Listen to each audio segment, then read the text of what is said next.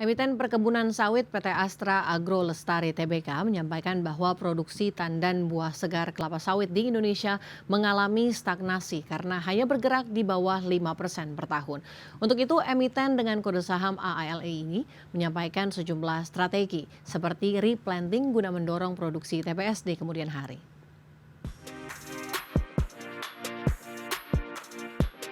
Emiten Perkebunan Sawit PT Astra Agro Lestari Tbk menyampaikan bahwa produksi tandan buah segar kelapa sawit di Indonesia mengalami stagnasi karena hanya bergerak di bawah 5% per tahun.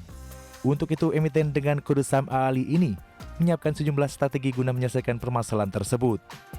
Direktur Utama Astra Agro Lestari Santosa mengatakan, masalah produktivitas kelapa sawit memang kerap terjadi dan tergantung pada usianya. Lebih lanjut, Santosa menjelaskan produksi kelapa sawit idealnya ketika usia tanam 12 hingga 14 tahun.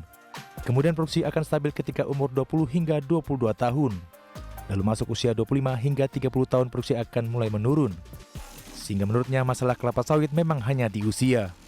Untuk itu, Astra Agro Lestari akan melakukan strategi seperti replating sebagai solusi stagnasi produksi TBS.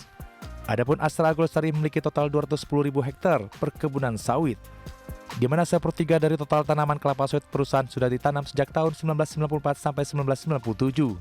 Sehingga saat ini sudah memasuki masa penurunan produksi dan harus segera replating. Namun Ali menargetkan program replating perkebunan sawit hanya sekitar 5.000 sampai 6.000 hektar per tahun dan ditargetkan pada tanaman sawit dengan yield rendah. Hal tersebut dilakukan untuk menjaga agar produksi kelapa sawit perusahaan tidak terlalu ambles. Ali juga akan mengandalkan pembelian TBS dari kebun plasma dan petani mitra di sekitar lokasi kebun. Untuk melaksanakan replating perkebunan kelapa sawit, Astra Agro Lestari mengalokasikan belanja modal sebesar 1,5 triliun rupiah di tahun 2024.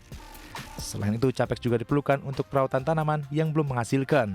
Berbagai sumber untuk IDX Channel.